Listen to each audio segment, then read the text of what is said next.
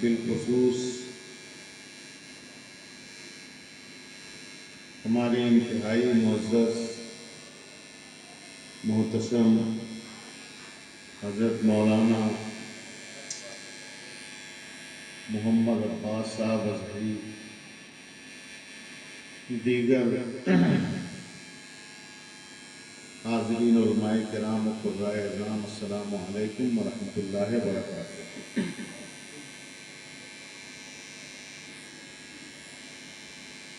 الحمد للہ رب العالمین، والصلاة والسلام على اشرف الانبیاء والمرسلین وعلى آلہ الطیبین الطاہرین واصحابہ ہداة الحق والدین، اما بعد فاعوذ باللہ من الشیطان الرجیم، بسم اللہ الرحمن الرحیم، وَأَنزَلْنَا إِلَيْكَ الذِّكْرَ لِتُبَيِّنَ لِلنَّاسِ مَا نُزِّلَ إِلَيْهِمْ وَلَعَلَّهُمْ يَتَفَكَّرُونَ۔ آئیے عقیدت و محبت کے ساتھ محبوب رب العالمین سید المرسلین صلی اللہ تعالیٰ علیہ وسلم کی بارگاہ اقدس میں درود و سلام کا نذرانِ عقیدت و محبت پیش کرنے کا شرف حاصل کر لیں اور پڑھیں اللہم صلی علی سیدنا مولانا محمد وبارک وسلم صلاۃ و سلاما علیک سیدی یا رسول اللہ صلی اللہ تعالیٰ علیہ وسلم۔ معزز حاضرین کرام، باوقار طالبات، آج کی یہ نورانی انجمن اور پرکیف محفل بخاری شریف کے درس کے آغاز و افتتاح کے لیے منعقد کی گئی، اور مبارکباد کے قابل ہیں ہماری وہ معزز طالبات جنہوں نے محنت و مشقت کر کے اپنے آپ کو اس منزل تک پہنچایا کہ وہ جو ایک طالب علمانہ زندگی ہوتی ہے اس کے آخری سال میں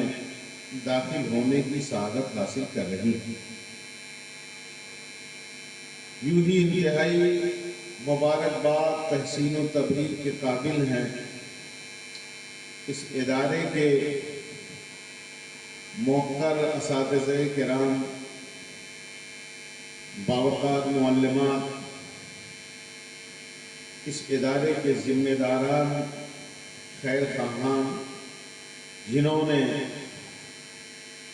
ان طالبات کے لیے یہ خوبصورت موقع فراہم کیا اور شبانہ روز محنت و کوشش کے نتیجے میں ان کو اس منزل سے ہمکنار کرنے کی سعادت حاصل کی۔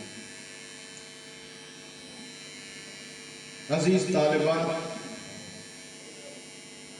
یہ بخاری شریف کے درس کے آغاز و افتتاح کی نورانی محفل ہے کہ جس بخاری شریف میں نبی پاک صلی اللہ تعالیٰ علیہ وسلم کے ارشادات و فرمودات کا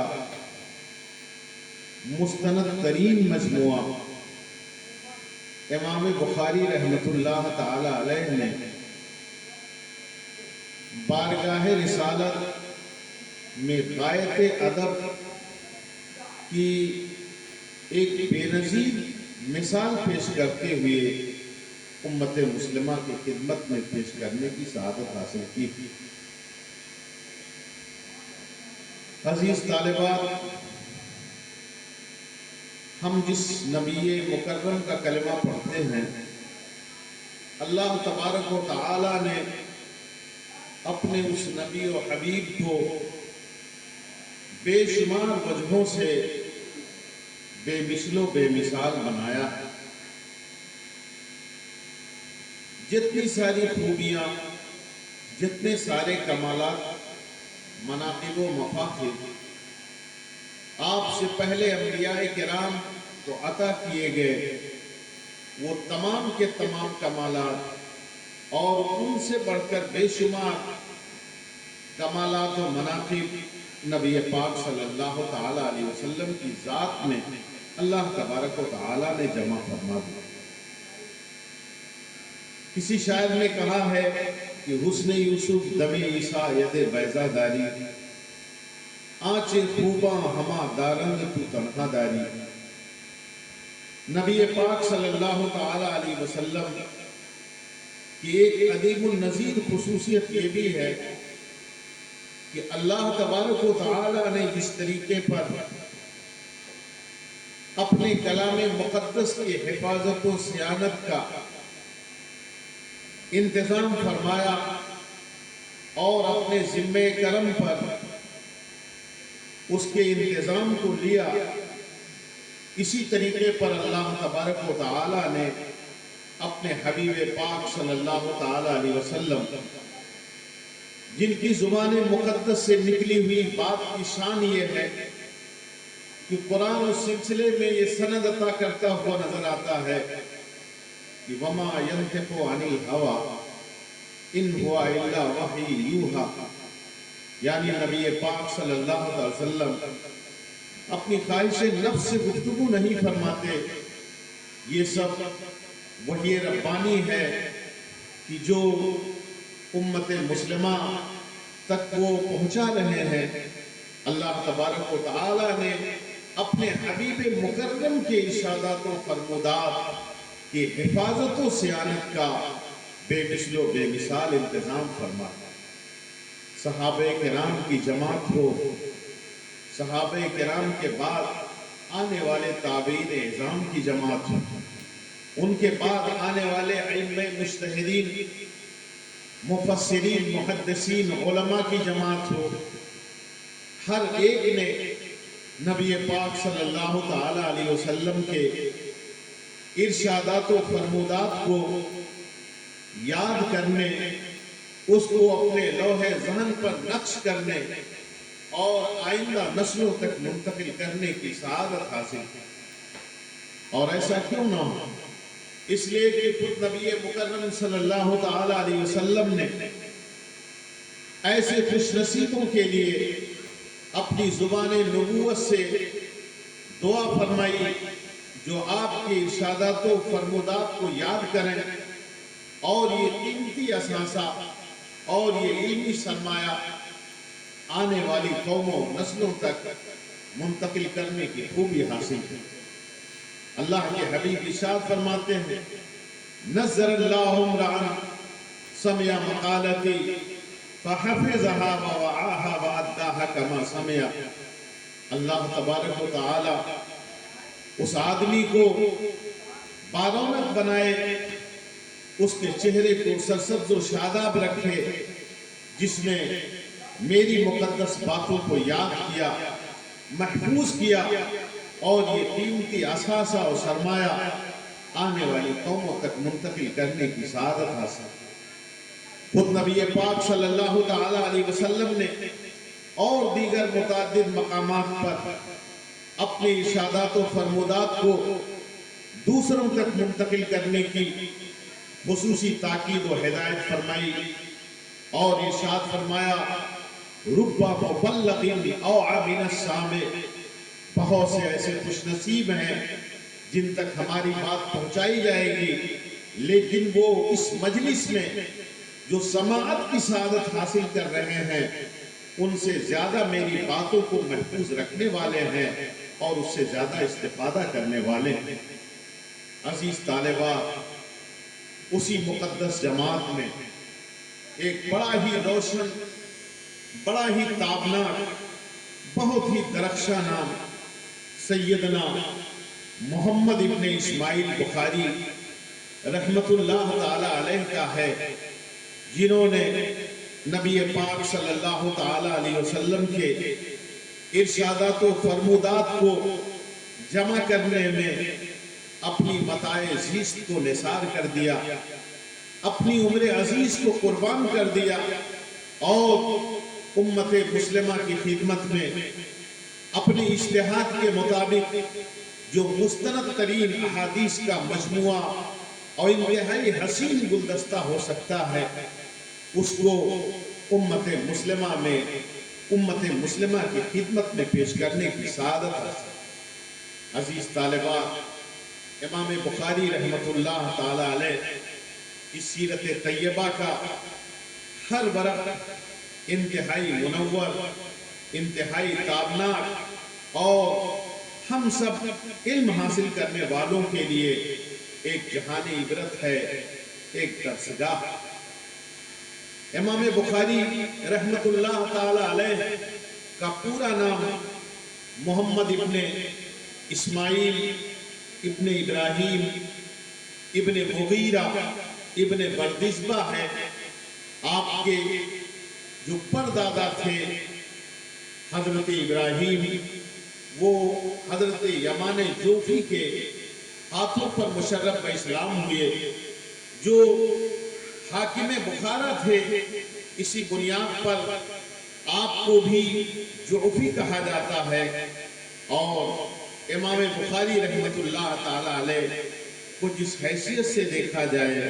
आप बेनज़ीर नजर आते हैं। आपको वालिद गिरामी की हैसियत से देखा जाए तो आपके वालिद गिरामी इंतहाई मुस्तजाबुद दावा और बुजुर्ग ऐसी शख्सियत थे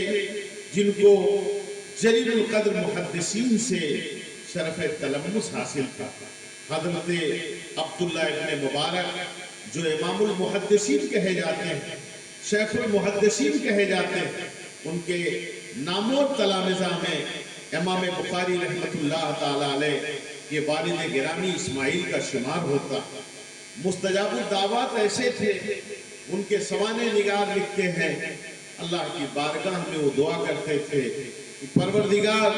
मेरी सारी दुआएं इसी दुनिया में कबूल मत कर, मेरी कुछ दुआएं आखिरत में ज़ख़ीरा और सरमाया के तौर पर महफूज फरमा दे। आपकी वालिदा माजिदा ऐसी मुस्तजाबुद दावात थी कि रात में उठ करके अल्लाह की इबादत व बंदगी किया करती थी। बड़ी मशहूर बात है कि इमाम बुखारी रहमतुल्लाह ताला अलैह अभी कम उम्र थे कि उनकी बीनाई जाती रही और देखने की कुव्वत व सलाहियत से महरूम हो गए। एक माँ के दिल पर बड़ा सदमा गुजरा। अल्लाह की बारगाह में वो दुआएं करती थी कि परवरदिगार मेरा बेटा जो यतीमी की जिंदगी गुजार रहा है, इसकी बीनाई वापस कर दे। दुआएं किया करती थी। एक दिन सोती है, नसीबा बेदार होता है, ख्वाब में देखती हैं जद्दुल अंबिया हजरत इब्राहिम अला नबीना व अलैहि सलातु व सलाम तशरीफ लाते हैं, बशारत देते हैं, खातून खुशखबरी हो, अल्लाह तबारक व तआला ने तेरे बेटे की बीनाई वापस कर दी। सुबह उठती हैं, कुदरत इलाही का यह हैरान कुन मंजर देखती हैं कि अल्लाह तबारक व तआला ने उनके फर्जंद की बीनाई को वापस कर दिया। और ऐसी बीनाई वापस आई माँ की दुआओं के सदक़े में। इमाम बुखारी रहमतुल्लाह ताला अलैह ने जो तारीख़ कबीर लिखी है, तो आपने चांद की रोशनी यानी चांदनी में अल्लाह ने इतनी बीनाई आपकी तेज कर दी थी कि चांदनी में आपने तारीख़ कबीर को तस्लीफ किया। अजीज तालिबा, आपको तालिब इल्माना जिंदगी की हैसियत से देखा जाए तो भी बेनज़ीर व बेमिसाल नजर आते हैं। और आपके दीगर रुफ़क़ा व तलामिज़ा बयान करते हैं, हम लोग जो हदीसें सुनते थे, लिखते थे, इमाम बुखारी रहमतुल्लाह ताला अलैह नहीं लिखा करते थे। एक दिन किसी रफ़ीक़े दर्स ने आपसे ये कह दिया कि आप अपना वक्त क्यों ज़ाय कर रहे हैं। इमाम बुखारी रहमतुल्लाह ताला अलैह को जलाल आया। आपने फरमाया कि ऐ मेरे रुफ़क़ाए दर्स, आप लोग ये समझते हो कि मैं अपना वक्त ज़ाय कर रहा हूँ, हरगिज़ ऐसा नहीं है। लाओ, आप लोगों ने जो कुछ लिखा है میں اپنی یادداشت سے ان سب کو پڑھ کے سناتا ہوں اور آپ اپنے نوشتوں کو کھولیے اور اس کو ملائیے۔ اس دوران ہزاروں حدیثیں لوگوں نے لکھی تھی، امام بخاری رحمۃ اللہ تعالی علیہ نے اپنی یادداشت سے اور حیرت انگیز قوت حافظہ سے وہ تمام حدیثیں جو دیگر فقہائے درس نے لکھ رکھی تھی، آپ نے اس کو اپنی قوت حفظ سے اور یادداشت سے اس کو سنا دیا۔ عزیز طالبہ، امام بخاری رحمۃ اللہ تعالی علیہ یہ طالب علمانہ زندگی ہم سب کے لیے یقیناً درس عبرت ہے، جہانی عبرت۔ آپ حصول علم میں کہاں کہاں کی خاک چھانے، سہارا نوردی کیے، آبلا پائی کی، 2 دفعہ مصر گئے، 2 دفعہ شام گئے، 4 دفعہ بصرہ گئے، اور حجاز مقدس میں امام بخاری رحمۃ اللہ تعالی علیہ نے تحصیل علم کے لیے تقریباً 6 سال تک سکونت اختیار کی، اور بغداد اور کوفہ کتنی دفعہ گئے خود بیان فرماتے ہیں کہ مجھے یاد نہیں کہ حصول علم کے سلسلے میں نے بغداد اور کوفہ کا کتنی دفعہ سفر کیا۔ آج ہمارا آپ کا حال یہ ہے، ہمارے آپ کے چند اساتذہ ہوتے ہیں، لیکن اساتذہ و شیوخ کی حیثیت سے اگر دیکھا جائے تو امام بخاری رحمۃ اللہ تعالی علیہ کی ذات گرامی بے نظیر و بے مثال نظر آتی۔ 1000 سے زائد آپ کے اساتذہ وہ شیوخ کی تعداد ہے، جن اساتذہ وہ شیوخ سے آپ نے اکتساب فیض کیا ہے اور نبی پاک صلی اللہ تعالی علیہ وسلم کی مقدس احادیث کو سننے کا شرف حاصل کیا۔ اسی طریقے پر اگر دیکھا جائے تو امام بخاری رحمۃ اللہ تعالی علیہ نے اس مقدس کتاب کو 16 سال کی محنت کے بعد تصنیف کیا۔ آپ کے سمانے نگار لکھتے ہیں، سفر میں بھی لکھتے رہتے تھے، حضر میں بھی لکھتے رہتے تھے۔ 16 سال کی مدت کوئی معمولی مدت نہیں ہوتی ہے۔ اس 16 سال کی مدت میں امام بخاری رحمۃ اللہ تعالی علیہ نے اس مقدس کتاب کو تصنیف کیا ہے، اس کا مبیضہ کیا ہے، اور اس کے تراجم ابواب لکھے ہیں، اور وہ بھی ایسے غایت ادب میں ڈوب کر کے کہ امام بخاری رحمۃ اللہ تعالی علیہ نے جب مسودہ سے اس کو مبیضہ میں نقل کرنا شروع کیا تو ایسے غایت ادب میں ڈوب کر کے آپ نے ایک ایک حدیث کو لکھنے سے پہلے آب زمزم سے غسل کیا، 2 رکعت مقام ابراہیم جو بہت ہی مستجاب جگہ ہے وہاں آپ نے 2 رکعت نماز نفل ادا کی، اس کے بعد استخارہ کیا۔ جب ایک قلب مومن نے یہ شہادت و یہ گواہی دی کہ یہ نبی پاک صلی اللہ علیہ وسلم کا فرمان عالی شان ہے، تب آپ نے اس حدیث کو اس مقدس ترین کتاب میں جمع کرنے کی سعادت حاصل۔ اسی طریقے پر جو اس کے تراجم ہیں، جو اس کے عناوین ہیں، آپ کے سوانح نگار لکھتے ہیں کہ امام بخاری رحمۃ اللہ تعالی علیہ نے اس کے تراجم و اس کے جو عناوین ہیں وہ مواجہ اقدس میں بیٹھ کر کے اور روضۃ من ریاض الجنہ میں بیٹھ کر کے آپ نے اس کے تراجم اور عناوین اس کے آپ نے تحریر فرمائے۔ نبی پاک صلی اللہ تعالی علیہ وسلم کی ذات کے ساتھ، آپ کے ارشادات و فرمودات کے ساتھ کس طرح غایت ادب پیش کیا جانا چاہیے، اس کو اگر کوئی سیکھنا چاہے تو امام بخاری رحمۃ اللہ تعالی علیہ سے سیکھے۔ آج ہم سے بات بات پر یہ مطالبہ کیا جاتا ہے کہ آخر قرآن کی کس آیت میں ہے، قرآن کی کس حدیث میں ہے کہ ایسا کیا جائے ویسا کیا جائے، کھڑے ہو کر کے سلام پڑھا جائے، ادب کے ساتھ سلام پیش کیا جائے۔ لیکن اس طریقے کا اگر سوال ہے عزیز طالبات آپ سے ہو تو آپ بھی پلٹ کر کے کہہ سکتی ہیں کہ جس بخاری شریف کو تم مستند ترین احادیث کا مجموعہ مانتے ہو، اسی امام بخاری رحمۃ اللہ تعالی علیہ نے اس کی ایک ایک حدیث کو درج کرنے سے پہلے غسل کیا ہے، 2 رکعت نماز پڑھی ہے۔ ظاہر ہے کہ اس طریقے پر بھی تو ان سے پہلے کسی نے کوئی کتاب نہیں لکھی۔ تو معلوم یہ ہوا عزیز طالبہ کہ کل ما کان ادخل فی الادب، काना हसन, हर वो चीज जो अदब में जितना ही ज्यादा बेहतर हो उतना ही ज्यादा वो उम्दा बेहतर हुआ करती है। इसी वजह से इमाम बुखारी रहमतुल्लाह ताला अलैह की ज़ात गिरामी को आप देख लें या आपकी इस मुक़द्दस किताब को आप देख लें तो ये दोनों चीज़ें बारगाह रिसालत में कबूलियत का सनद हासिल कर चुकी हैं, कबूलियत का एजाज़ हासिल कर चुकी हैं। चुनांचे इमाम बुखारी रहमतुल्लाह ताला अलैह की इस किताब के हवाले से ये रिवायत जिक्र की जाती है कि उसी ज़माने के मशहूर मुहद्दिस हज़रत अबू ज़ैद मरवज़ी रहमतुल्लाह ताला अलैह ये मुकाम इब्राहीम के पास बैठे हुए थे। उनकी आंख लग जाती है, सोते हैं, नसीबा बेदार होता है। ख्वाब में सरवरे अक़दस सल्लल्लाहु ताला अलैहि वसल्लम तशरीफ लाते हैं और इरशाद फरमाते हैं, ऐ अबू ज़ैद तुम इमाम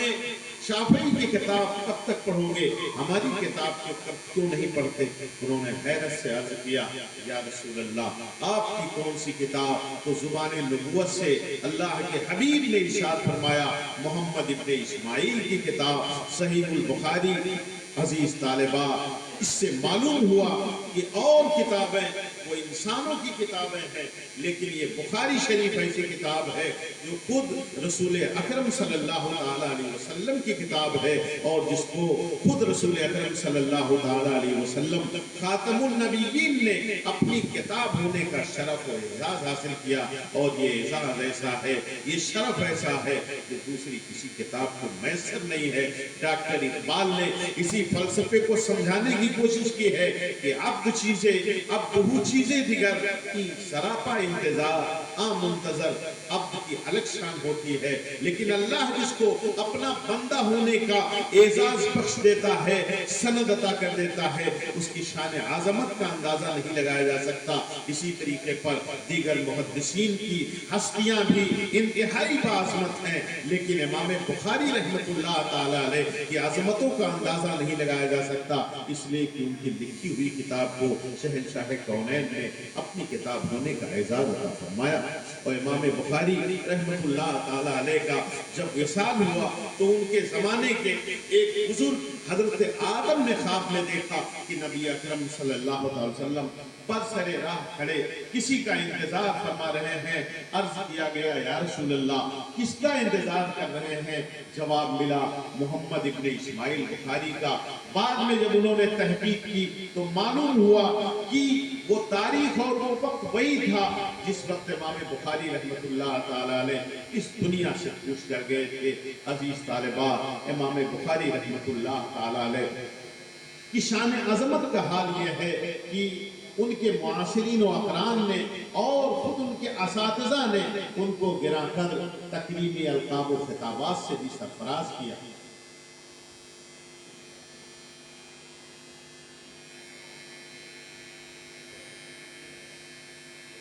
चुनांचे अमीरुल मोमिनीन फिल हदीस, नासिरुल अहादीस नबविया, नासिरुल मवारिस मुहम्मदिया, ये वो गिरा कदर तकरीबी खिताबात हैं जिनसे इमाम बुखारी रहमतुल्लाह ताला अलैह को मुअज़्ज़ज़ व मुमताज़ किया गया। अजीज तालिबा, ये मैं उस ज़माने उस दौर की बात कर रहा हूँ जब खिताबात की गर्म बाजारी नहीं थी। आजकल तो हाल ये है कि आदमी के नाम से पहले भी 3-3 सतर अलकाब होते हैं और बाद में भी 3-3 सतर के अलकाब होते हैं, लेकिन फिर भी न तो लिखने वाला अपने आप को आसूदा महसूस करता है, न जिसके लिए लिखा गया है वही इस बारे में अपने अंदर आसूदगी महसूस करता है, बल्कि सोचता है कि मुकम्मल हक अदा नहीं हुआ। लेकिन ये उस जमाने की बात है जब किसी को कोई लक़ब दिया जाता था तो उसी वक्त दिया जाता था जब वो उसका कामिल तौर पर अहल हुआ करता था। अजीज तालिबा, इमाम बुखारी रहमतुल्लाह ताला अलैह की मुक़द्दस ज़िंदगी के ये कुछ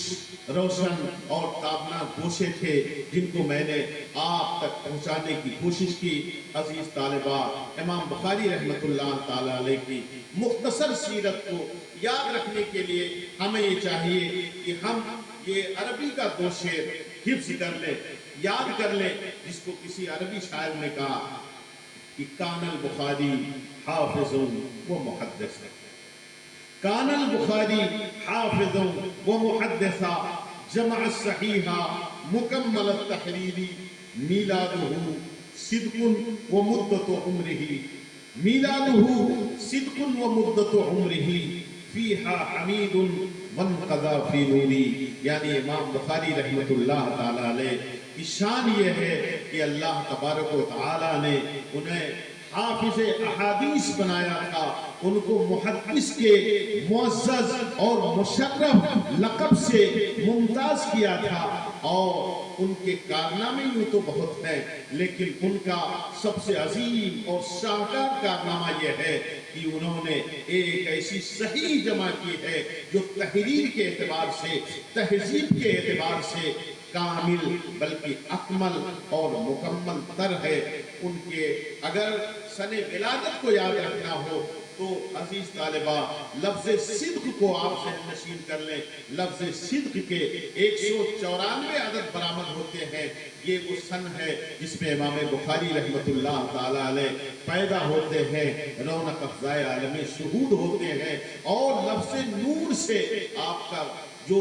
आपकी वफात की जो तारीख है वो बरामद होती है, वो ज़ाहिर होती है। सन 256 हिजरी में इमाम बुखारी रहमतुल्लाह ताला अलैह का विसाल होता है और अल्लाह तबारक व तआला ने अहादीस नबविया की खिदमत का ये अजीम सिला अता फरमाया इमाम बुखारी रहमतुल्लाह ताला अलैह को कि विसाल के बाद जब आपको दफन किया गया तो जिस सरजमीन में आपको दफन किया गया था उस सरजमीन से मुश्क की खुशबू फूटा करती थी। लोग तबर्रुक के लिए उस मिट्टी को ले जाया करते थे, यहाँ तक कि आपके कब्र अनवर के इर्द गिर्द गड्ढा बन गया और फिर उसके इर्द गिर्द एक हिसार बनाने की जरूरत महसूस हुई। अगर मेरी अजीज तालिबात आप गौर करें तो उसमें समझ में यही आएगा जो शेख सादी रहमतुल्लाह ताला अलैह ने फरमाया है कि जमाले हम नशी दरमन नसर कर वगरना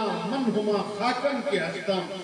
यानी कि हम नशीन के जमाल ने मेरे अंदर असर कर दिया है, वरना मैं तो एक मामूली इंसान था, लेकिन नबी पाक सल्लल्लाहु ताला अलैहि वसल्लम के अहादीस फरमुदार की खिदमत की बरकत से अल्लाह तबारक व तआला ने वो शरफ अता फरमाया, वो अजमत अता की कि आज भी इस मुकद्दस किताब का आगाज होता है, इफ्तिताह उसका किया जाता है, तो भी अल्हम्दुलिल्लाह उसके लिए अंजुमन आरास्ता की जाती है, महफिल सजाई जाती है और जब इस किताब का इफ्तिताम होता है तो भी उसके लिए अंजुमन आराई होती है, महफिल सजाई जाती है। आप हज़रात बेहद मुबारकबाद की काबिल हैं कि आप अपने असातिज़े किराम और बावकार मुअल्लिमात की नवाज़िशात के नतीजे में आप इस मुंतही जमात में पहुँचने की सआदत हासिल कर चुकी हैं। मैं अब अपनी बावकार और अजीज तालिबात से गुजारिश करूँगा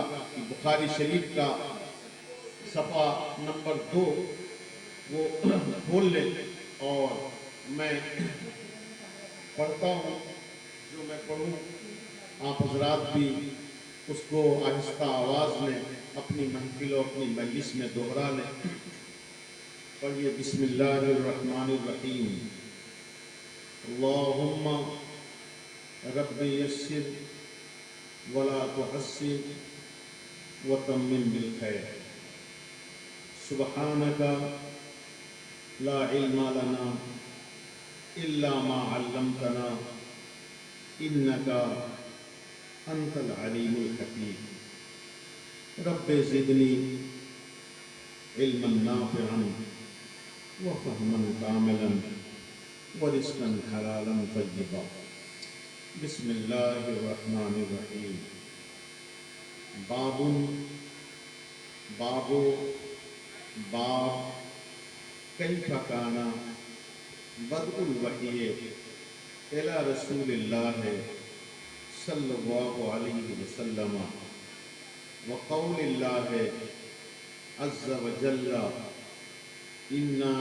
औहैना इलैका कमा औहैना इला नूह वन्नबिय्यीन मिन बअदिह। हद्दसना अल-हुमैदी क़ाल हद्दसना सुफ़यान क़ाल हद्दसना यहया इब्न सईद अल-अंसारी قال اخبرني محمد بن ابراہیم التیمی انه سمع علقمة بن وقاص الليثي يقول سمعت عمر بن الخطاب رضي الله عنه على المنبر يقول سمعت رسول الله صلى الله عليه وسلم يقول انما الاعمال بالنيات وانما لامرئ ما نوى فمن كانت هجرته الى دنيا يصيبها او الى امرأة ينكحها فهجرته الى ما هاجر اليه صدق الله العلي العظيم وصدق رسوله النبي الامين المكين الكريم۔ عزیز طالبات، یہ بخاری شریف کا پہلا باب ہے۔ بخاری شریف کو اس اعتبار سے بھی بڑی عظمت حاصل ہے کہ اس کے اندر کتنے ابواب ہیں، اس کے اندر کتنے مرکزی عناوین کتاب کے لفظ اور کلمہ سے قائم کیے گئے، اس کتاب کے اندر حدیثیں کتنی ہیں، مطابعات کتنے ہیں، آثار کتنے ہیں، سب کو شارحین نے شمار کیا ہے۔ بلکہ یوں کہہ لیجئے کہ کچھ تو ایسے بھی شارحین گزرے ہیں کہ جنہوں نے اپنی عمر عزیز کا 20-20 سال کا طویل حصہ کسی بخاری شریف کی شرح پر نثار و قربان کر دیا ہے، اور فخر سے وہ اس شعر کے مصداق ہوئے ہیں کہ عمر پیش نثارے رہے یار کردم شادم زندگی پیش کی کارے کردم۔ تو عزیز طالبان، پہلا باب امام بخاری رحمۃ اللہ تعالی علیہ نے آغاز وحی کے حوالے سے قائم فرمایا کہ نبی پاک صلی اللہ تعالی علیہ وسلم پر وحی کا آغاز کیسے ہوا، اور نبی پاک صلی اللہ تعالی وسلم کی طرف وحی کب بھیجی جانے لگی۔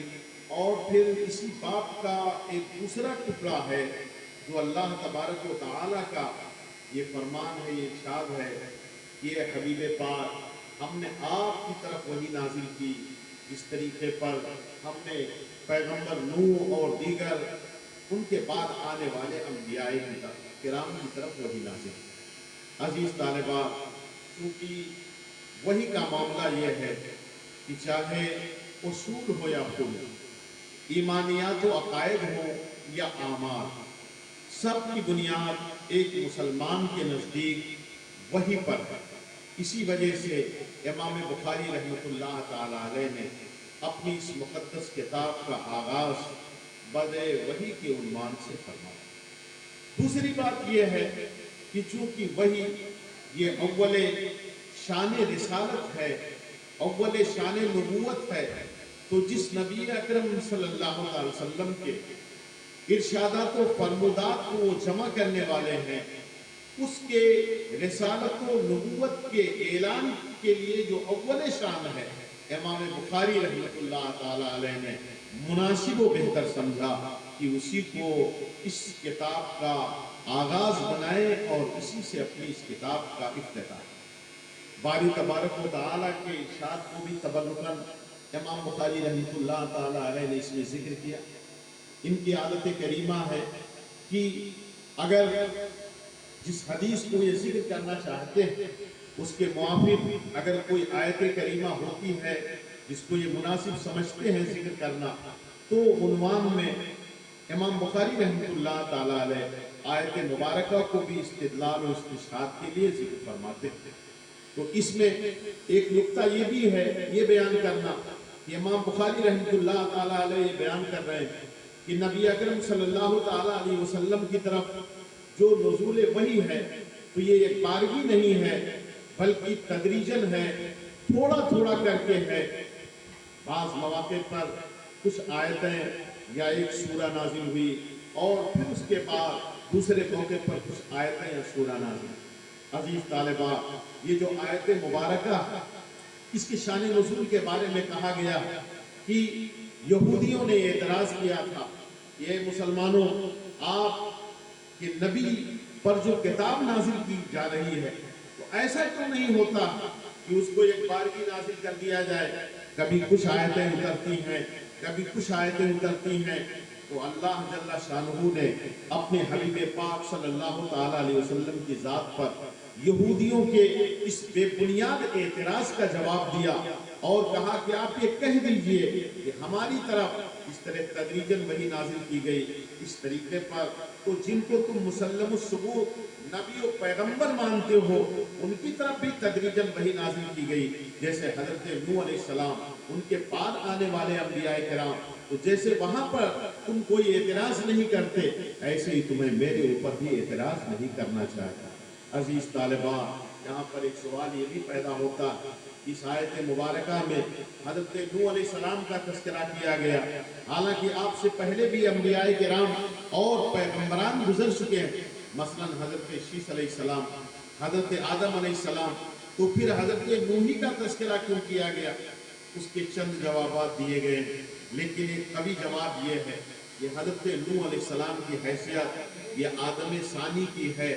اور ایک ایسے انسان کی ہے کہ اس وقت روئے زمین پر جتنے بھی لوگ ہیں وہ حضرت نوح علیہ السلام ہی کی اولاد سے ہیں، اس لیے خصوصیت کے ساتھ پیغمبر حضرت نوح علیہ السلام کا تذکرہ کیا گیا۔ عزیز طالبان، ہم سب کو اللہ کی طرف سے جو یہ ہدایت ملی ہے، ہمیں اس پر اللہ کا جتنا بھی شکر ادا کریں ہم کم ہے، اس لیے کہ حضرت نوح علیہ السلام کو آپ دیکھیں، تقریباً 900 سال تک آپ نے توحید کی طرف لوگوں کو بلایا، شب و روز بلایا،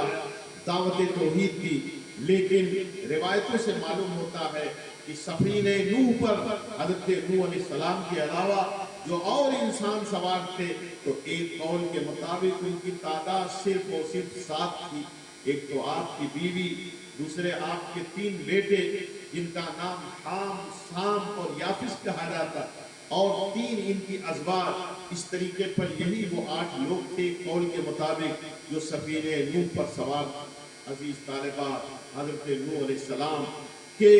تقریباً 900 سال دعوت و ارشاد کے نتیجے میں ان کی دعوت پر لبیک کہنے والے صرف 7 لوگ ہوئے۔ ہمیں اللہ کا شکر ادا کرنا چاہیے کہ اللہ تبارک و تعالیٰ نے ہمیں ہدایت کی نعمت سے بہرور کیا۔ امام بخاری رحمۃ اللہ تعالیٰ علیہ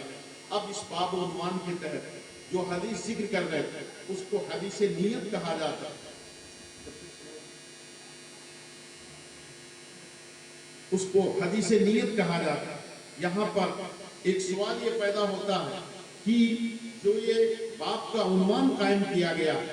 اور جو حدیث نیت ذکر کی جانے والی آخر اس میں کیا مناسبت ہے، اس میں کیا تعلق ہے؟ تو اس بارے میں چند اقوال ہیں۔ ایک قول یہ ہے کہ اس باب اور اس ذکر کی جانے والی حدیث میں کوئی ظاہری مناسبت نہیں ہے، بس امام بخاری رحمۃ اللہ تعالیٰ علیہ یہ درس دینا چاہتے ہیں، یہ پیغام دینا چاہتے ہیں، کوئی بھی نیک کام کیا جائے، کوئی بھی اچھا عمل ہو تو حسن نیت کے ساتھ کیا جائے،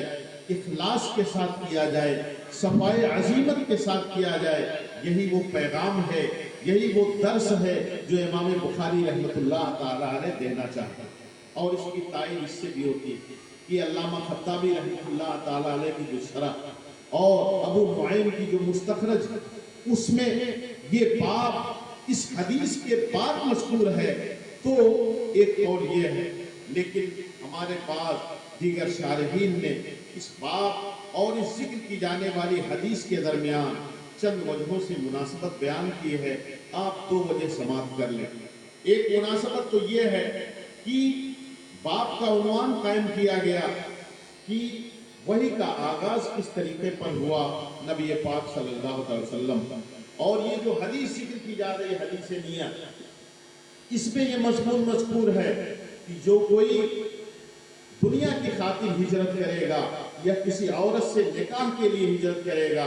تو اپنی اس ہجرت پر اللہ کی طرف سے ثواب و اجر کا حقدار نہیں ہوگا۔ تو بہرحال اس آنے والی حدیث میں ہجرت کا بیان ہے اور نبی پاک صلی اللہ علیہ وسلم پر جب آغاز وحی ہوا تو آغاز وحی سے پہلے نبی پاک صلی اللہ علیہ وسلم نے ہجرت کی تھی اور اپنے خاص کاشانِ اقدس کو چھوڑ کر کے غار حرا میں کئی دنوں تک آپ گوشہ نشین رہے تھے، جیسا کہ نیچے حدیث آ رہی ہے ام المومنین حضرت عائشہ صدیقہ رضی اللہ تعالیٰ عنہ کی تیسری حدیث کہ آپ جا کر کے غار حرا میں کئی دنوں تک وہاں پر مصروف عبادت رہتے تھے، اور ام المومنین حضرت خدیجہ الکبریٰ رضی اللہ تعالیٰ عنہ آپ کے لیے ذات راہ تیار کر دیا کرتی تھی۔ تو آپ کا غار حرا میں جانا ایک طریقے سے ہجرت ہے،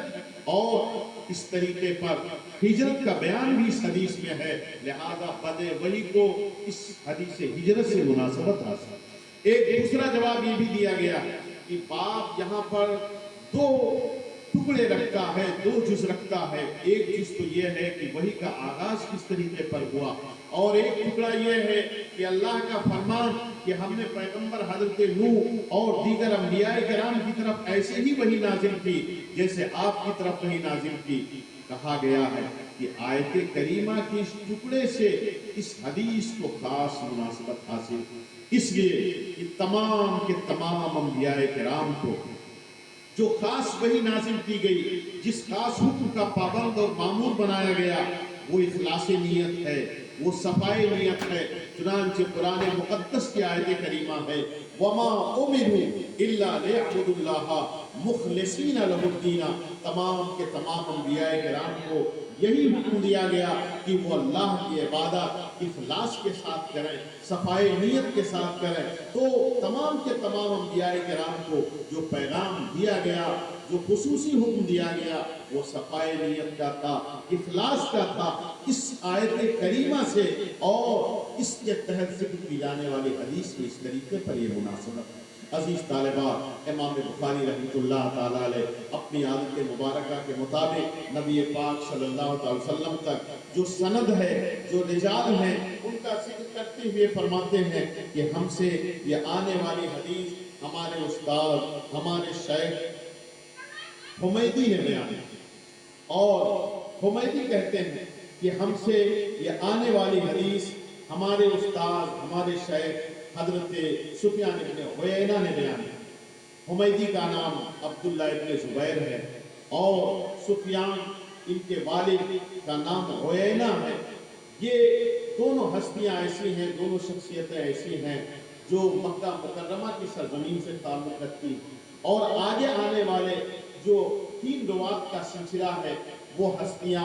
وہ شخصیتیں ایسی ہیں جو ارض مدینہ سے تعلق رکھتی۔ اس لیے امام بخاری رحمۃ اللہ تعالیٰ علیہ نے جو یہ سند ذکر کی ہے، اس سند کی خوبی میں یہ کہا گیا کہ یہ سند ایسی سند ہے جس کو حجازی کہا جاتا ہے، یعنی اس کے تمام رواة یا تو مکہ شریف کی سرزمین سے تعلق رکھتے ہیں یا مدینہ شریف کی سرزمین سے تعلق رکھتے ہیں۔ حضرت سفیان ابن عیینہ کہتے ہیں کہ ہم سے آگے آنے والی حدیث یحییٰ ابن سعید انصاری نے بیان کی۔ یحییٰ ابن سعید انصاری کا شمار صغار تابعین میں ہوتا ہے۔ وہ کہتے ہیں کہ ہم سے آنے والی حدیث ہمارے استاد محمد ابن ابراہیم تیمی نے بیان کی۔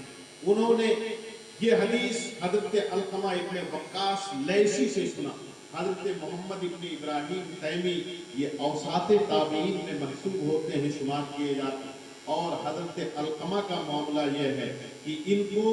جمہور کے قول کے مطابق تو تابعین میں شمار کیا گیا ہے، کبار تابعین میں شمار کیے جاتے ہیں، لیکن بعض لوگ ان کو صحابی بھی مانتے ہیں۔ اگر جمہور کا قول لیا جائے تب اس حدیث کے اندر ایک حسن یہ بھی ہوگا کہ ایک حدیث ایسی حدیث ہے جس کی سند کے اندر روایت التابعی عن التابعی عن التابعی کی خوبی موجود ہے، کیونکہ یحییٰ ابن سعید انصاری صغار تابعین میں، محمد ابن ابراہیم تیمی اوساط تابعین میں، علقمہ ابن وقاص لیثی یہ کبار تابعین میں شمار ہوتے ہیں۔ وہ فرماتے ہیں کہ میں نے صحابی رسول غیظ المنافقین حضرت عمر بن خطاب رضی اللہ تعالیٰ عنہ کو برسر منبر یہ حدیث بیان کرتے ہوئے سنا کہ وہ بیان کر رہے تھے کہ میں نے نبی اکرم صلی اللہ تعالیٰ علیہ وسلم کو یہ ارشاد فرماتے ہوئے سنا۔ عزیز طالبہ، اس سند کی ایک خوبی یہ بھی علامہ عسقلانی رحمۃ اللہ تعالی علیہ اور دیگر شارحین نے بیان کی کہ امام بخاری رحمۃ اللہ تعالی علیہ نے اس حدیث کی سند کے اندر حدثنا اور اسی کے ساتھ ساتھ سمعتو، اسی کے ساتھ ساتھ عن، اور چونکہ بعض نسخوں میں حدثنا سفیانو کے بجائے اخبرنا سفیانو آیا ہوا ہے، اس لیے امام بخاری رحمۃ اللہ تعالی علیہ نے ایک ایسی سند ذکر کی جس میں ادائے حدیث کے جو مشہور صیغے تھے ان سارے صیغوں کو بھی امام بخاری رحمۃ اللہ تعالی علیہ نے اس سند کے اندر جمع کر دیا۔ ایک خوبی علامہ عسقلانی رحمۃ اللہ تعالی علیہ نے یہ بھی بیان کی کہ اس کے جو سب سے پہلے راوی اور شیخ ہیں وہ حمیدی ہیں جو خاندان قریش سے تعلق رکھتے ہیں، اور امام بخاری رحمۃ اللہ تعالی علیہ نے سب سے پہلے راوی خاندان قریش سے جو تعلق رکھتے ہیں ان کو ذکر کر کے اس حدیث پاک کی طرف اشارہ کیا ہے جو حدیث پاک حضور پاک صلی اللہ علیہ وسلم نے ارشاد فرمایا کہ قدموا قریشن، قریش کو اولیت دو، قریش کو سب سے پہلے رکھو۔ تو امام بخاری رحمۃ اللہ تعالی علیہ نے ایسی سند کا انتخاب کیا جس میں خاندان قریش سے تعلق رکھنے والے راوی سب سے پہلے موجود ہیں۔ بہرحال یہ حدیث کے اصل الفاظ یہاں سے شروع ہوتے ہیں کہ حضور ارشاد فرماتے ہیں انما الاعمال بالنیات، اعمال کا دار و مدار نیتوں پر ہے۔ عزیز طالبات، انما الاعمال بالنیات کا ترجمہ یہ ہوگا کہ اعمال کا دار و مدار نیتوں پر ہے، لیکن یہ ایک ایسا کلام ہے کہ جس کو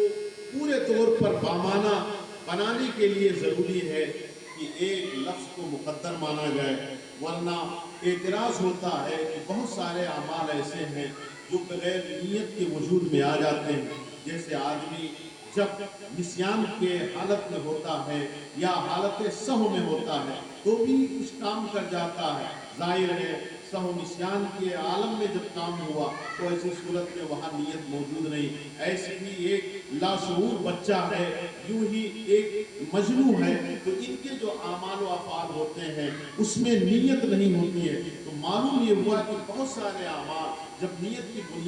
کے بغیر پا لیے جاتے تو کیوں کر کہنا صحیح ہے کہ تمام اعمال کا وجود نیت پر ہی ہو سکتا ہے۔ اس لیے عزیز طالبان، تصحیح کلام کے لیے شارحین نے آپ نے پڑھا ہے شرح وقایہ میں کہ اس لیے یہاں پر ایک کلمہ مقدر مانا گیا ہے کہ یا تو آپ ثواب کو مقدر مانو اور مطلب یہ ہوگا کہ انما ثواب الاعمال بالنیات، یا آپ حکم کو مقدر مانو، لیکن حکم دو طرح کا ہوتا ہے، ایک حکم دنیاوی ہے، ایک حکم اخروی ہے، اور جب حکم اخروی بال اتفاق ائمہ مجتہدین کے نزدیک مراد ہے تو جو چیز اقتضاء النص کے طور پر مانی جاتی ہے اس کو قدر ضرورت پر رکھا جاتا ہے، اور ضرورت حکم اخروی مراد لینے سے پوری ہو گئی۔ اس لیے اب یہاں پر احناف کی طرف سے یہ کہا گیا ہے کہ حکم دنیاوی مراد نہیں ہو سکتا، لہذا اب اس حدیث کا مطلب یہ ہوا کہ اعمال کا ثواب نیتوں پر ہے، اعمال کا اجر و سرائے نیتوں پر ہے۔ اگر حسن نیت کے ساتھ کوئی عمل کیا گیا تو اللہ اس پر ثواب عطا فرمائے گا، اگر حسن نیت کے ساتھ عمل نہیں کیا گیا تو اللہ تبارک و تعالیٰ اس پر ثواب نہیں عطا فرمائے گا۔ اس کی مزید تفصیلات آپ اپنے اساتذہ کرام سے انشاءاللہ الرحمن سماعت کریں گے۔ ایک دوسرا جو ٹکڑا ارشاد فرمایا حضور نے کہ وَإِنَّمَا لِامْرِئٍ مَّا نَوَىٰ، آدمی کے لیے وہی ہے جو آدمی نے نیت کی۔ یہاں پر ایک سوال پیدا ہوتا ہے کہ یہ تعبیر اگر سے بدل گئی لیکن معنی تو وہی ہے، مفہوم تو وہی ہے جو پہلے جملے سے ادا کیا گیا، لیکن اس کے چند جوابات دیے گئے۔ ایک جواب تو یہ ہے کہ یہ یقیناً تاکید کے لیے اور زور پیدا کرنے کے لیے اسی بات کو دوسرے جملے میں ادا کیا گیا، لیکن بعض شارحین حدیث فرماتے ہیں کہ نہیں، انما الاعمال بالنیات یہ ان اعمال کے لیے ہے کہ جس کے کرنے کا اللہ تبارک و تعالیٰ نے حکم دیا ہے یا جس سے بچنے کا اللہ تبارک و تعالیٰ نے حکم دیا ہے کہ اگر آدمی نیت کے ساتھ اس کو کرے گا یا قصد و ارادہ کے ساتھ اس سے بچے گا تو اجر و ثواب کا حقدار ہوگا۔ لیکن انما لمرئ ما نویٰ میں نبی پاک صلی اللہ تعالیٰ علیہ وسلم نے مباحات کو شامل کیا ہے کہ بہت ساری چیزیں ایسی ہیں کہ نہ تو ان کے کرنے کا حکم دیا گیا نہ تو ان سے دور رہنے کا حکم دیا گیا، آدمی کو وہاں اختیار دیا گیا، لیکن اس حدیث کے ٹکڑے میں یہ اشارہ کیا گیا کہ مباحات بھی اگر حسن نیت کے ساتھ ہوں، اچھی نیت کے ساتھ ہوں تو بندہ اس پر بھی ثواب و اجر کا حقدار ہوگا۔ مثال کے طور پر کھانا یہ ایک امر مباح ہے، کوئی چیز پینا یہ امر مباح ہے، سونا امر مباح ہے، اور جنسی خواہش پورا کرنا یہ بھی امر مباح۔ لیکن کھانا اور پینا اگر اس حسن نیت کے ساتھ ہو کہ میں اس لیے کھا پی رہا ہوں تاکہ عبادت کی ادائیگی پر مجھے قوت حاصل ہو جائے، میں اس لیے سو رہا ہوں تاکہ جب میں بیدار ہوں تو ایک نئے نشاط کے ساتھ، ایک نئے بلبلہ کے ساتھ اللہ کی عبادت و بندگی کروں گا۔ اگر آدمی اس لیے جنسی خواہش پورا کر رہا ہے کہ تاکہ اس کو عفاف اور عفت و پاک دامنی حاصل ہو جائے، تو یہ ساری چیزیں اگرچہ مباحات کے قبیل سے ہیں لیکن حسن نیت کی بنیاد پر اللہ تبارک و تعالیٰ اس پر بھی ثواب عطا فرمائے گا۔ اب اللہ کے حبیب سرور دو عالم صلی اللہ تعالیٰ علیہ وسلم نے اسی بات کو مزید واضح کرنے کے لیے ایک مثال سے اس کو مزید اجاگر کیا ہے، مزید روشن کیا ہے کہ اے میری امت کے لوگوں، ہجرت جو ایک بڑا ہی پرمشقت عمل ہے، بڑا ہی زہرہ گداز عمل ہے۔ آج ہم لوگوں کا عالم یہ ہے کہ اگر ہم کو اپنے گھر اپنی زمین سے تھوڑا سا حصہ کہا جائے کہ آپ اس کو چھوڑ دیجئے تو ہم سے ہرگز گوارا نہیں ہوتا ہے، ہم مقدمے لڑیں گے، اپنی جائیداد خرچ کر دیں گے، لیکن اپنی زمین کا ایک چھوٹا سا حصہ ہم کسی کو دینے کے لیے تیار نہیں ہوتے۔ آپ اندازہ کیجئے ان ہجرت کرنے والے صحابہ کرام کی قربانی و اثار کا کہ انہوں نے اپنا گھر، اپنا باغ، اپنی زمین، اپنی جائیداد، اپنے عزیز و اقارب، اپنے تمام تر تعلقات کو چھوڑ کر کے صرف اور صرف دین اسلام کی صیانت و حفاظت کے لیے انہوں نے مکہ شریف کو خیر باد کہہ دیا تھا۔ ہجرت یہ بڑا پرمشقت عمل ہے۔ نبی پاک صلی اللہ علیہ وسلم نے اس عمل کے بارے میں سمجھایا، ہجرت جیسا پرمشقت عمل بھی اگر اللہ و رسول کی رضا و خوشنودی حاصل کرنے کے لیے نہیں ہے، بلکہ ہجرت کا یہ عمل اس لیے ہے تاکہ آدمی تحصیل دنیا کر سکے، تاکہ یہ ہجرت کر کے کسی عورت سے کوئی نکاح کرے، تو ہجرت کے اس عمل پر بھی بندہ ثواب کا حقدار نہیں ہوگا۔ اللہ کے حبیب نے ارشاد فرمایا فمن کانت ہجرتہ، وہ شخص جس کی ہجرت اس لیے ہے کہ تاکہ وہ دنیا کو حاصل کر لے، دنیا کو پالے، یا کسی عورت کی طرف اس لیے ہے تاکہ وہ اس سے نکاح کر لے، تو ہجرت جیسا کوئی مشقت عمل حضور ارشاد فرماتے ہیں اس کی ہجرت اسی طرف ہے جس کی اس نے ہجرت کی ہے۔ میری عزیز طالبات، ایک وقت ایسا گزرا ہے اسلام کے ماننے والوں پر جب ہجرت نبی پاک صلی اللہ تعالیٰ علیہ وسلم نے اپنی امت کے لوگوں پر فرض قرار دے دیا تھا، اور مکہ میں رہنے والوں پر یہ ضروری ہو گیا تھا کہ اپنے دین اسلام کی حفاظت کے لیے وہ مکہ مکرمہ کی سرزمین کو چھوڑ کر کے مدینہ طیبہ ہجرت کر جائیں۔ ایسے موقع پر روایتوں میں آتا ہے کہ کچھ ایسے لوگ بھی تھے جنہوں نے اس نیت سے ہجرت کر لی تھی کہ وہاں ہجرت کر کے مدینہ طیبہ چلیں گے تو وہاں کسی عورت سے ہمارا نکاح ہو جائے گا، تو نبی پاک صلی اللہ تعالیٰ علیہ وسلم نے اپنے حکیمانہ اسلوب کے اندر، اپنے داعیانہ انداز میں ان لوگوں کی اس طریقے پر تنبیہ کی، اور نبی پاک صلی اللہ تعالیٰ علیہ وسلم نے بیان فرمایا کہ ہجرت کا عمل اگر کسی عورت و خاتون سے نکاح کے لیے ہے تو ہجرت جو ایک فرض ہے اس فرض کے ثواب سے آدمی محروم کر دیا جائے گا اور ہجرت کا ثواب نہیں پائے گا۔ عزیز طالبہ، یہ ایک وقت تھا جبکہ مسلمانوں پر ہجرت فرض قرار دے دی گئی تھی، لیکن اللہ تبارک و تعالیٰ نے جب حضور کو غلبہ عطا فرمایا، آیت کریمہ نازل ہوئی کہ لوگ فوج در فوج دین اسلام میں داخل ہو رہے ہیں، تو ایسی صورت میں نبی پاک صلی اللہ تعالی علیہ وسلم نے اعلان فرما دیا لا ہجرت بعد الفتح، اب فتح مکہ کے بعد ہجرت فرض نہیں رہی، ہاں اس کے بعد آدمی اپنے حسن نیت پر ضرور ثواب پائے گا، تو اب ہجرت فرض نہیں رہی، لیکن پھر بھی اگر آدمی کوئی کام اچھی نیت سے کرتا ہے تو اس پر ثواب اور اجر کا حقدار ہوتا ہے۔ اعلیٰ حضرت علیہ رحمت و رضوان نے اپنی کتاب المحجۃ المؤتمنہ فی آیۃ الممتحنہ میں جو ہجرت کی کچھ تفصیل بیان کی ہے، اس کا حاصل، اس کا خلاصہ یہ ہے کہ ہجرت کی دو قسمیں ہیں، ایک ہجرت ہجرت عامہ ہوتی ہے، ایک ہجرت ہجرت خاصہ ہوتی ہے۔ ہجرت عامہ اس وقت فرض ہے جب آدمی دارالحرب میں ہے اور فرائض دینیہ بجا لانے سے وہ قاصر ہے، فرائض دینیہ نہیں بجا لا پا رہا ہے، تو ہجرت کرنا آدمی کے اوپر فرض ہو جاتا ہے، اور یہ ہجرت عمومی طور پر فرض ہوتی ہے۔ لیکن ہجرت خاصہ اعلیٰ حضرت علیہ رحمت اللہ فرماتے ہیں اس کا 3 حکم ہے۔ ایک حکم یہ ہے کہ یہ ہجرت کبھی فرض ہوتی ہے، یہ ہجرت کبھی حرام بھی ہو جایا کرتی ہے، اور یہ ہجرت کبھی درجے مباح اور جواز میں ہوتی ہے۔ عزیز طالبہ، خاص ہجرت اس وقت فرض ہوتی ہے جب آدمی کسی جگہ پر ہے، اس جگہ فرائض دینیہ بجا لانے سے قاصر ہو، دینی فرائض نہ ادا کر پاتا ہو، تو ہجرت اس آدمی پر فرض ہے۔ اگر اس مکان میں نہیں ادا کر سکتا، اس مکان کو چھوڑ دے، اس محلے میں نہیں ادا کر سکتا، اس محلے کو چھوڑ دے، اس آبادی میں نہیں ادا کر سکتا، اس آبادی کو چھوڑ دے، آدمی کے اوپر یہ خصوصی ہجرت فرض ہو جاتی۔ اور ایک ہجرت وہ ہے کہ وہ حرام ہوتی ہے، مثال کے طور پر آدمی جہاں پر ہے اس کے چھوٹے چھوٹے بچے ہیں، محتاج والدین ہیں، بیوی ہے، یہ لوگ اس کے ساتھ نہیں جا سکتے، اور اگر یہ چلا جاتا ہے یہاں سے تو یہ لوگ ضائع ہو جائیں گے، یہ لوگ برباد ہو جائیں گے۔ تو ایسے آدمی کے لیے اپنے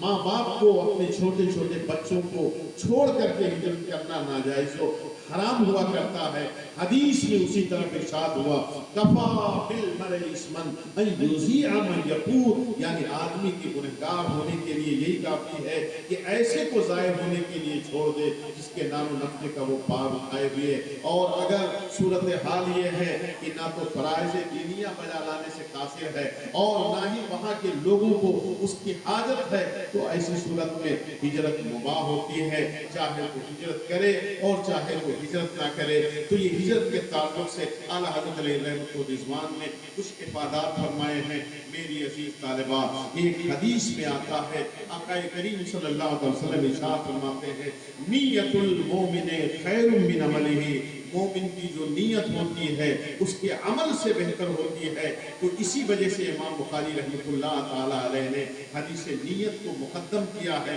کیونکہ نیت کا معاملہ یہ ہے کہ نیت میں کوئی مشقت نہیں ہوتی ہے لیکن عمل میں بڑی مشقت ہوتی ہے۔ دوسری وجہ یہ ہے، فرق یوں کیا جاتا ہے کہ نیت یہ اللہ اور بندے کے درمیان ایک سربستہ راز ہے جس پر کوئی دوسرا آگاہ نہیں ہو سکتا ہے، اور اس کے اندر ریاکاری نہیں ہو سکتی ہے، دکھاوا نہیں ہو سکتا ہے، ریا کی آمیزش سے پاک ہے۔ لیکن عمل اس میں ہزاروں طرح کی خرابیاں ہو سکتی ہیں، اس میں دکھاوا ہو سکتا ہے، ریاکاری کا جلوہ ہو سکتا ہے۔ اس بنیاد پر نیت کو نبی پاک صلی اللہ تعالی علیہ وسلم نے آدمی کے عمل سے بہتر قرار دیا۔ اور میری عزیز طالبہ، نیت کا عالم یہ ہے، اس کا فیضان یہ ہے کہ ایک عمل کے اندر بندے مومن چند نیتیں جمع کر کے اپنے آپ کو بہت سارے اجر و ثواب کا حقدار بنا سکتا ہے۔ مثال کے طور پر مسجد کو جانا، اس میں صرف ایک ثواب تھا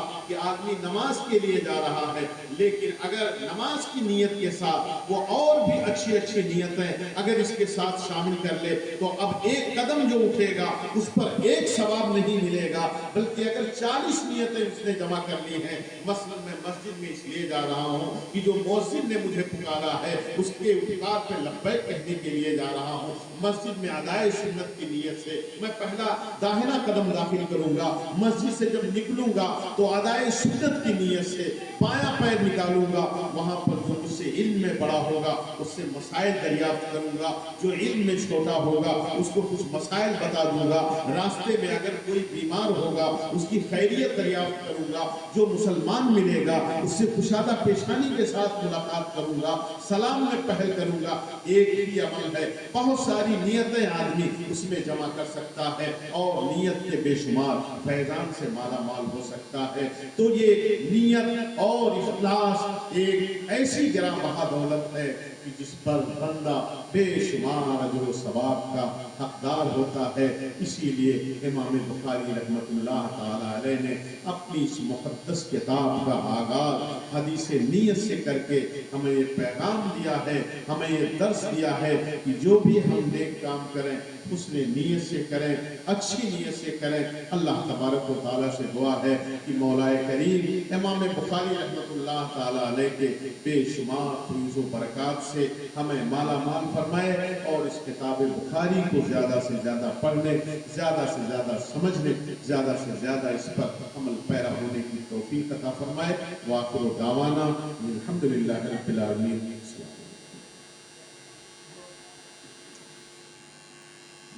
کریم